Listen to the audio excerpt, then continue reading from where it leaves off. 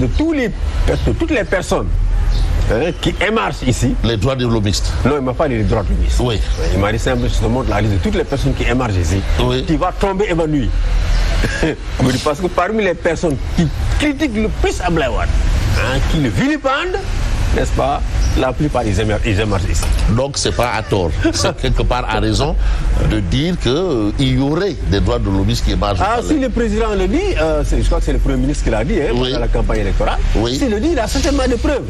Mais moi, je n'en ai vraiment aucune preuve et je pense qu'aucun droit de lobbyiste ne devrait le faire. Alors, au plan des libertés, à tout point de vue, est-ce que le Sénégal vilipendé il y a 8 ou 9 mois est sorti de l'auberge? Alors, on n'est pas encore totalement sorti de l'auberge. On n'est pas encore totalement sorti de l'auberge parce que vous savez, nous sommes quand même dans un état. Toutes les lois qui avaient permis à l'ancien président de réprimer la liberté d'expression, de réprimer l'opposition, ces lois sont encore là. Celles qui datent des années 60, des années 70, tout comme celles qu'elle a fait adopter en 1921. Et qui, évidemment, érige en infraction terroriste, n'est-ce pas, le fait de manifester dans la rue. Vous manifestez, s'il y a des dérapages, il y a des casses, il y a des choses qui sont brûlées, n'est-ce pas, vous êtes poursuivi pour l'infraction terroriste. C'est pour cela qu'au Sénégal, du temps de Macky, on était devenu le pays où on parle le plus de terrorisme, alors même qu'on n'a pas eu d'attaque terroriste. On parle plus de terrorisme au Sénégal qu'en Côte d'Ivoire, au Burkina Faso, au Mali. Parce que simplement, Macky avait érigé, n'est-ce pas, l'expression des libertés en infraction terroriste. En tant que toute expression dissidente des libertés en infraction terroriste. Alors, je dirais qu'on n'est pas entièrement sorti de l'auberge parce que ces lois sont encore là. Et tant qu'elles sont là, les procureurs vont avoir tendance à s'autosaisir. Même lorsqu'il n'y a pas de plainte, n'est-ce pas, du président ou des personnes privées, ils vont avoir tendance à s'autosaisir lorsqu'ils sont au courant de ces infractions-là. Et n'importe qui peut porter ces infractions à leur connaissance. Donc, il faut réformer. Les assises de la justice ont fait beaucoup de propositions. Il faut maintenant qu'une nouvelle Assemblée nationale est là, une majorité est acquise au nouveau pouvoir, il faut qu'ils réforment maintenant le code pénal, le code de procédure pénale, pour évidemment élargir, n'est-ce pas, le champ des libertés. Par rapport au droit de manifester, je dirais qu'il y a quand même beaucoup d'avancées. Parce que ce que nous savons, c'est que toutes les manifestations qui ont été interdites sont dues au fait de désaccords entre le préfet et les organisateurs civiques itinéraires. Nous, on a pu organiser des manifestations, mais à chaque fois, le préfet nous a convoqués en disant, à cause des infrastructures, du BRT, du TER ou d'autres, nous ne voulons pas que vous manifestez tout près de ces lignes-là. Et on a accepté, on a trouvé d'autres arrangements, d'autres trajectoires pour faire nos manifs. Mais souvent, les hommes politiques, ils ont des fixations sur des lieux et cela crée des désaccords insurmontables avec le préfet. Mais des gens agitent beaucoup cette question de délit d'opinion. Est-ce que vous considérez qu'il y a matière à débat? Oui. Depuis 8 ou 9 mois. Oui. Pas de délit d'opinion, mais de délit liés à la liberté d'expression. Oui. Voilà. Parce que chacun quand même peut exprimer ses opinions.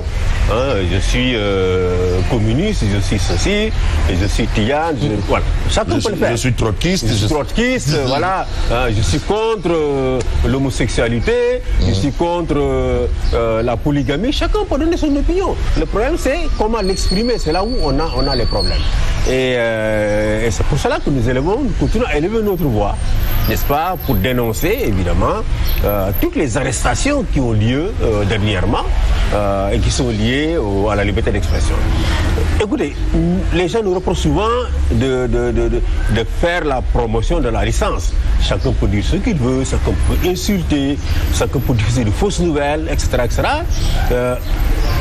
Dans tous les pays du monde, n'est-ce pas, la liberté d'expression, elle a des limites, n'est-ce pas. La limite, c'est qu'en matière de fausses nouvelles, n'est-ce pas, pour qu'on puisse vous poursuivre dans un état démocratique d'utiliser de fausses nouvelles, il faut que la fausse nouvelle, n'est-ce pas, ait des conséquences graves sur l'ordre public. Il faut que la fausse nouvelle soit susceptible de troubler l'ordre public. Mais une fausse nouvelle qui en aucune manière ne peut trouver l'ordre public, on ne doit pas poursuivre quelqu'un et le mettre en prison pour ça. Donc il y a un chantier à ce niveau. Il y a un chantier à ce niveau. Il faut que les juges, n'est-ce pas, les procureurs comprennent clairement qu'une fausse nouvelle qui ne trouble pas l'ordre public n'est-ce pas, qui ne porte pas atteinte à la dignité d'une personne, et là ça devient une diffamation, ne doit pas valoir une personne d'être arrêtée et d'être mise en prison. Donc nous avons des divergences de ce point de vue. L'autre divergence, c'est les peines de prison. Le Sénégal est parti à la Cour africaine des droits de l'homme et des peuples. On a signé, on a ratifié. Le Sénégal est parti à la Cour de la CEDEAO. Le président Abdou Diouf lui-même a signé, n'est-ce pas, la charte créant la Cour de la CEDEAO, le protocole créant la Cour de la CEDEAO. Toutes ces juridictions ont rendu des décisions sur différentes affaires concernant différents pays et ont considéré que les peines privatives de liberté, les peines de prison pour les délits liés à la liberté d'expression étaient disproportionnées.